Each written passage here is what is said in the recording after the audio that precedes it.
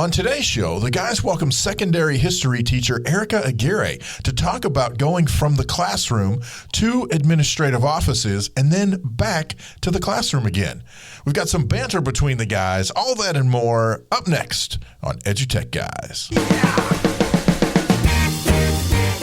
You're listening to the EduTechGuys, EduTechGuys.com.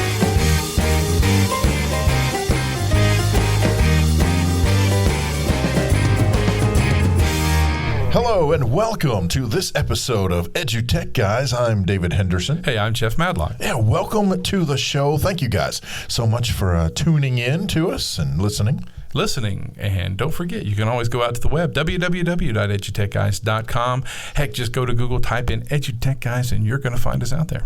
Yeah, absolutely. Yep, you can also find us on your favorite podcasting platforms, from Apple iTunes to Spotify to Anchor.fm and even SoundCloud. Heck, just look out there, find your favorite one, and you're going to find us staring back at you with the faces for radio. Yeah, that's right. Or as our good friend Mark puts it, we are the eye candy for radio. Eye candy. I'm eye candy for nobody. Well, that's why it's for radio. Not even radio. This mic is actually cringing right now. That's why we use Bitmojis for our icons. They were a great podcast. It's that they used their real picture one time and nobody ever listened again. Right. Scared the kids. Oh, my gosh. Hey, we have a great show today. We're going to talk with Erica. And she is going to talk about going from being a classroom teacher, moving up to the district office, and then making the decision to go back to the classroom. Yeah, that's a big decision, because I would guess if you're listening to us now and someone took you out of the classroom and then, or you're already out of the classroom, try to put you back in the classroom, you'd probably be kicking and screaming. I don't know, though. It's really wild. You know, I work for an education service center, and it's I don't know. It really amazes me how many times we'll get someone who was in the classroom, they come work for us, which is, if you're not familiar, Education Service Center works with multiple districts in a particular area, and so the impact is not necessarily directly at the student level once you've come to a service center. At that point, you're working with teachers who then impact students. And I was surprised at how many, will come out of the classroom, work here for a year or two, or sometimes a little longer than that, but who end up wanting to go back into the classroom for that more direct one-on-one interaction. And I guess as teaching strategies and technologies change, it changes, because Sure. If you get out for even a year at this point, the way technology changes the classroom and the way teaching strategies change, I mean, the opportunities are much greater. Yeah. It'd be more fun. Maybe so. Yeah. But and then some people just they flat out decide that the administrative side of things just isn't really their bag. Their bell. Yeah. Now Erica has a unique situation that she'll talk about. She'll talk about, and so which I think will be very, very eye-opening and helpful for a lot of our listeners. Yeah, I think so too. I think it'll be pretty cool. Yeah. Hey, listen, we hope you enjoy it. It's going to be a great show. Yeah. If you want to stick around, take a listen to some of our sponsors real quick, and we'll be right back after this.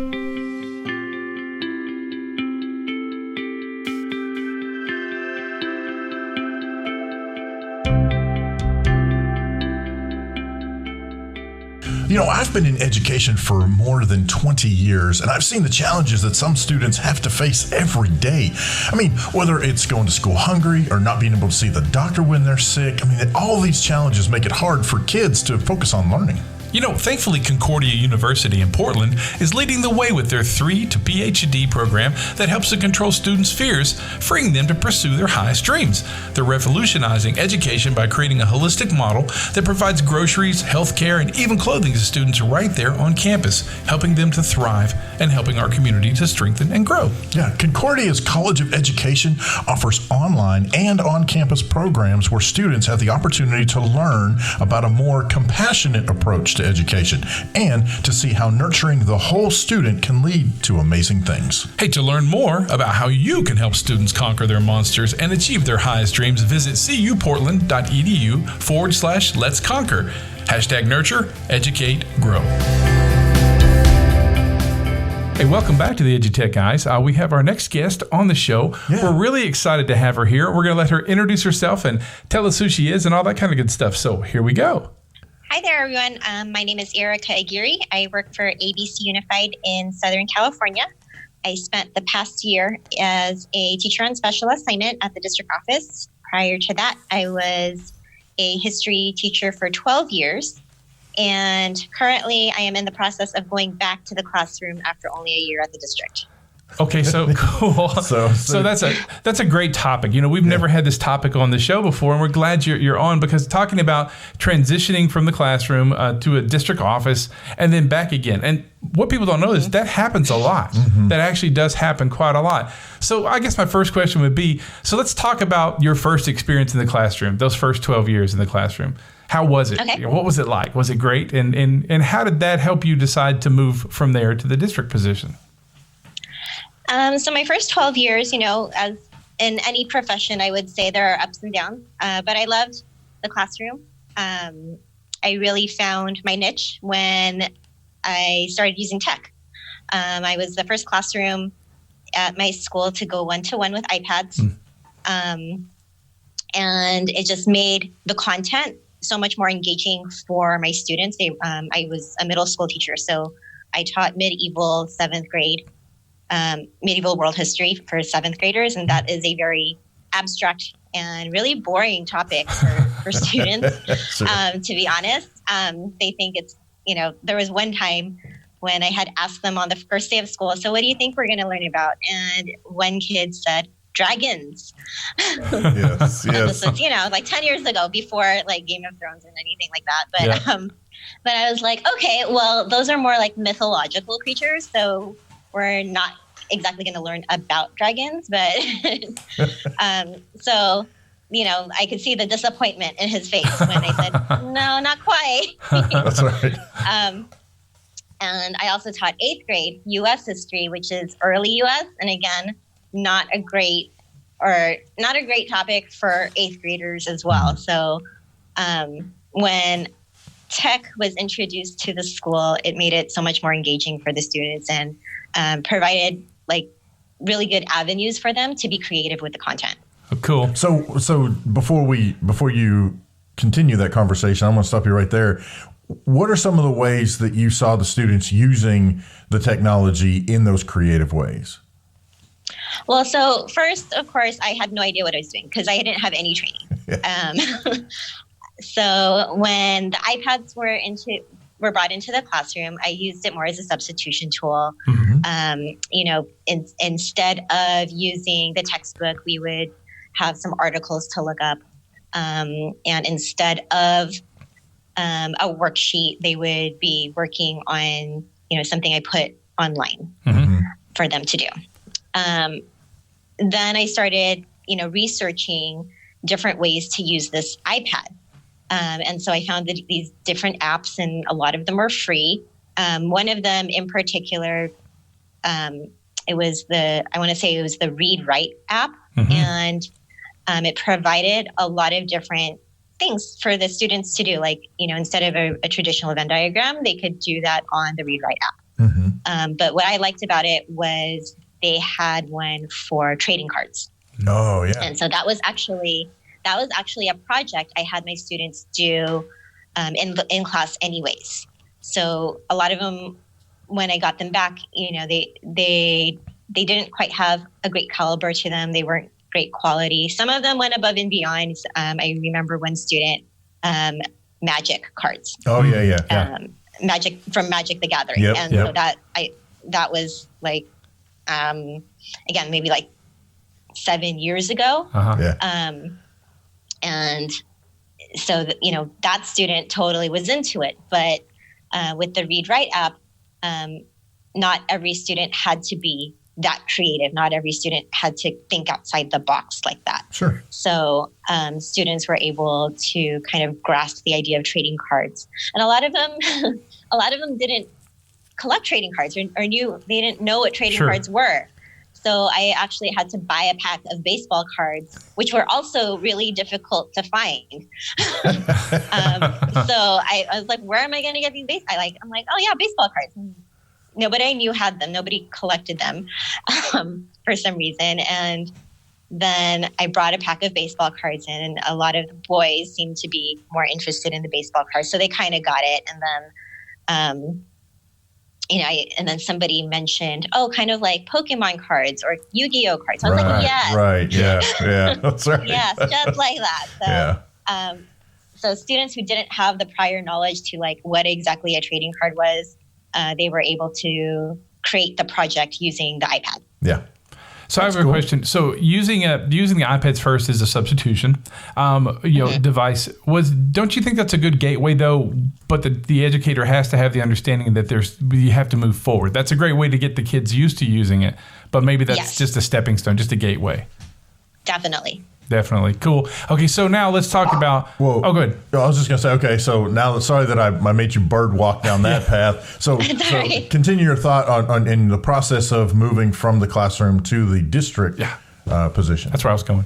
Oh, okay. You read my mind. Oh, well. So within those 12 years, I had various leadership roles on my campus, and I had to go to a lot of meetings at the district office. And so, I just kind of thought, I could do this. This stuff interests me. And there are a lot of different positions at the district office, which is something that not a lot of people think about.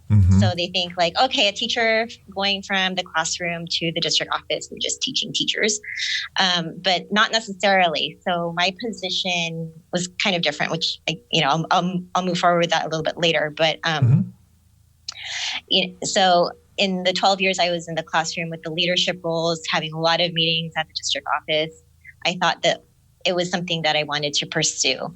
I ended up being a part of kind of a leadership cohort at the district that they kind of developed. So it was kind of to train potential new leaders in the district. So they kind of have a pool to pick from when positions, they pop up. Sure.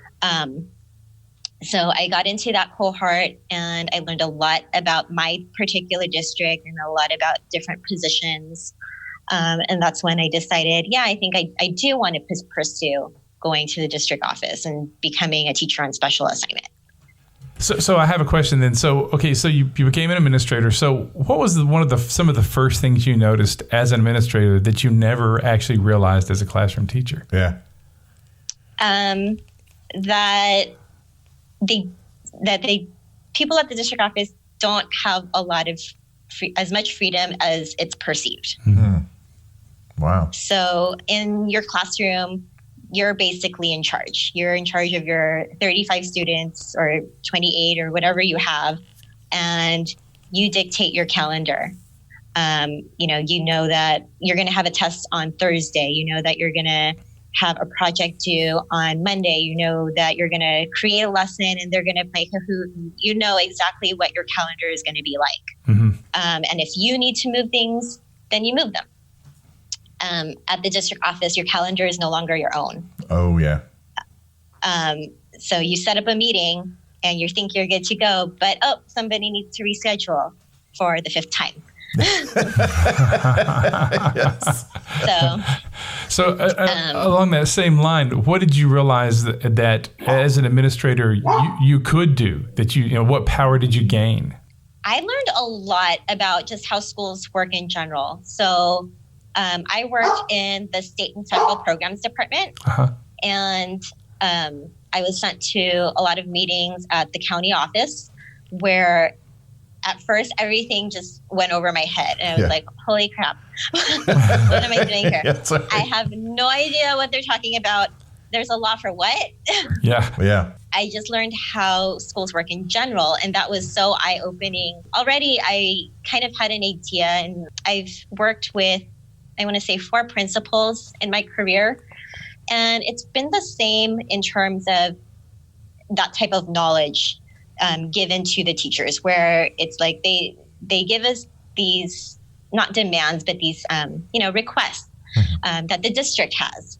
And so I had been very compliant, and I had always just thought like, okay, well, this is what is required. So I assume that they know what's best, and I assume that this is what we're just supposed to do. And I just kind of went along with it. Right. There were other teachers who weren't quite that way.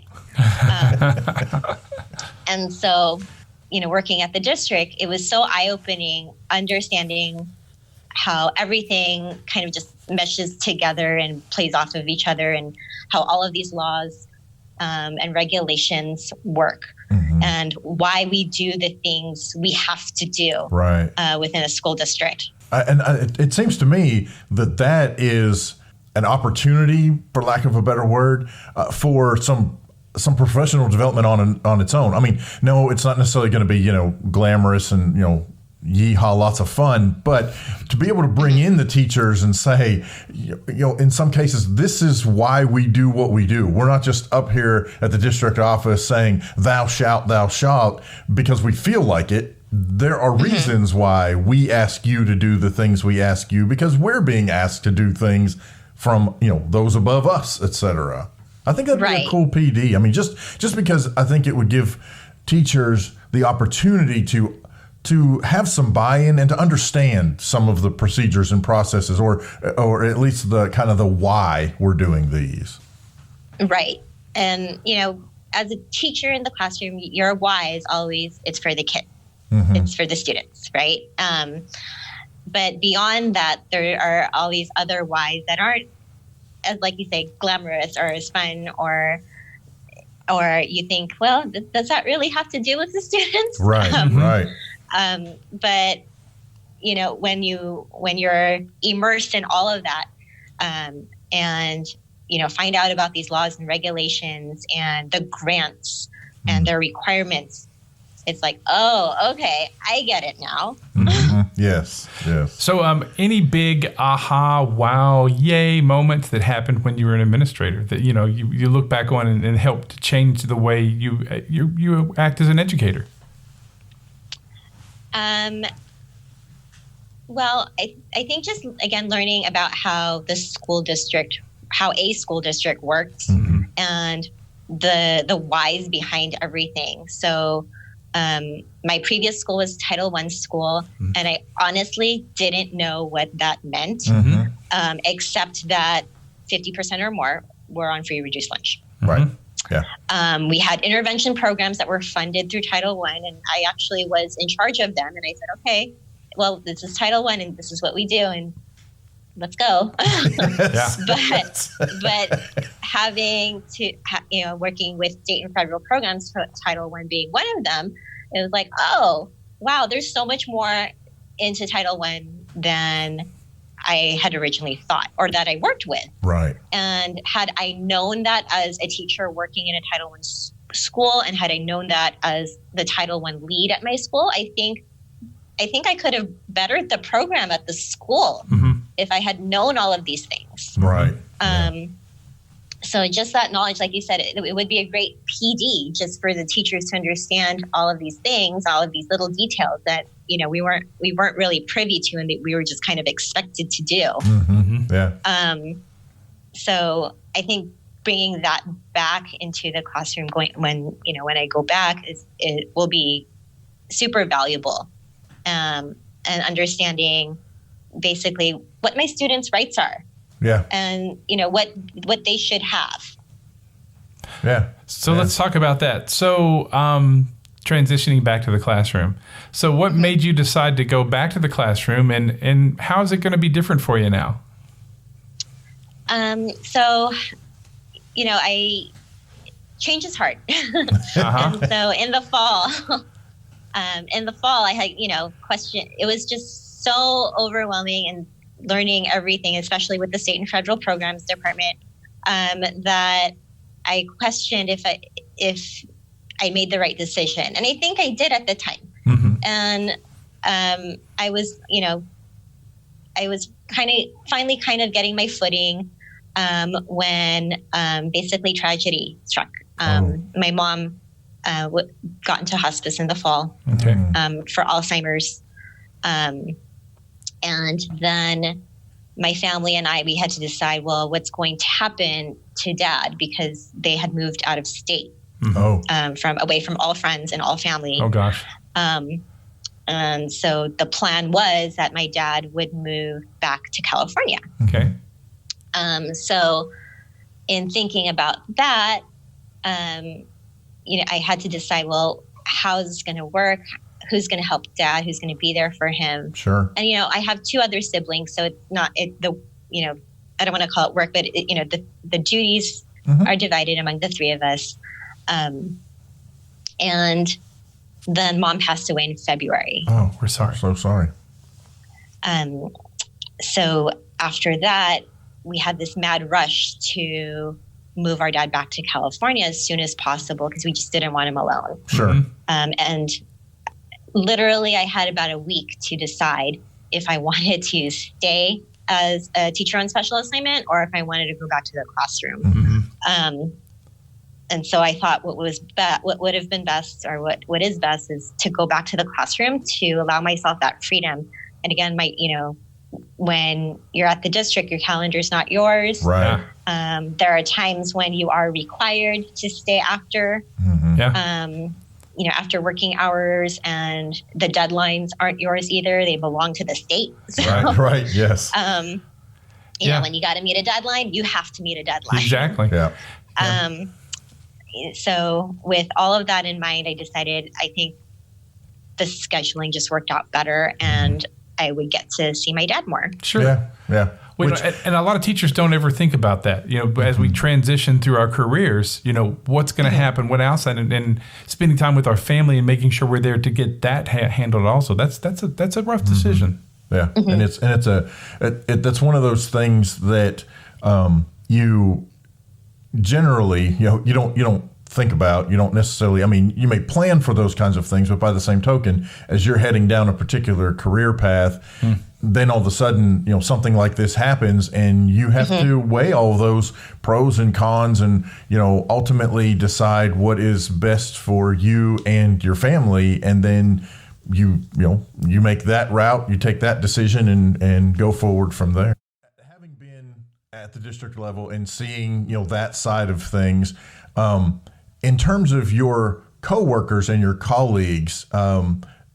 How do you see taking what you've learned over the past year and educating or helping them with some of those things that you weren't even aware of before? Well, I had actually thought about that, but with this kind of stuff, when with federal programs, state programs, grants, requirements, and all of that, I think it's best to go slow to go fast. Yeah, that makes sense. I was totally immersed in it, and it was super overwhelming in last fall. But I just had to go get it done, or go through it and learn about it. That was my job, but that's not the teacher's job. So, as things come up at a particular school site, and there might be a misconception here and there about a federal program, that's when I may be able to chime in and give them some insight. Yeah, that's very cool. That's really cool. Well, I just want to wish you all the best with your family, with the transition back into the classroom, and I would love to have you back on again, maybe a year from now, and talk about what it's like a year after you've come back into the classroom. Yeah, to see what it's like. That'd be great. Especially teaching high school kids. Yeah. So I've got to ask this question. If I'm still alive. Right. Exactly. I'm making through the year. That's right. So let me ask this question. If our listeners want to pick your brain or get to know you or ask questions, what's the best way they can get in touch with you? Social media, email, all that kind of good stuff. Oh, sure. You can reach me at edtechandstyle@gmail.com. Also on Instagram and Twitter, edtechandstyle. Awesome. That is great. Easy to find. Erica, thank you for coming on the show. Thank you. Have a good summer, guys. You too.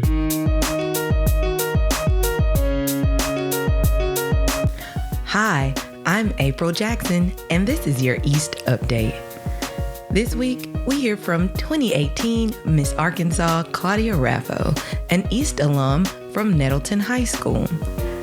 So actually, I started East as a high school sophomore, and I saw in junior high how much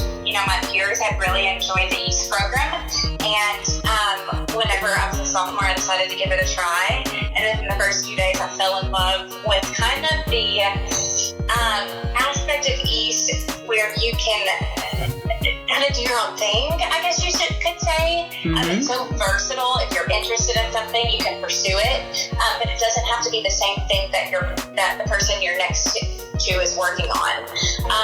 And so that's why I really loved it. I got really interested in Photoshop and making flyers and, calendars and events for the school. And so I did a lot of things to kind of help the teachers and the people around me in our school setting with kind of, making homecoming flyers, or whether it was making a calendar for the school or the classroom that I was in. That's what I really liked. I really liked being hands-on with middles and high. And so that's what made me enjoy E so much. I might not have been the most talented person in the room when it came to the computer aspect, but I was still always encouraged by the people around me, and always was learning something new every single time I came to class. If you're interested in hearing more about what our alumni are doing in the community, follow us on social media at The East Initiative, or visit our website at eastinitiative.org. I am April Jackson, and this has been your East Update. Hey, we want to thank the folks over at the East Initiative for providing the updates that they give to EduTechGuys. Yeah, thanks a million, Matt Dozier and the crew that are out there, and April Jackson. A big woo to you. Yeah, absolutely, man. We appreciate it. We want to thank Erica so much for taking time out of her schedule to visit with us and talk about her journey from classroom to administration and then back to the classroom again after, in her particular case, it was after some family issues came up. A very special story that was very personal that she shared with us, and we want to thank her for sharing that story, especially for those of you who might have needed to hear something along that line. Yeah. Making those tough decisions that you have to make in your career and in your family that, keep yourself moving forward. Right, exactly. Yep. Hey, listen, we hope you're having a great summer. If you're doing some great PD out there, let us know. Don't forget to visit the website, edutechguys.com, or just email us. You can email us at contact@edutechguys.com, or visit us on social media and let us know what's going on with your PD and what's exciting going to happen for your school year next year. Yeah. Hey, I'm Jeff Madlock. I'm David Henderson. We'll catch you next time. You've been listening to the EduTech Guys, edutechguys.com.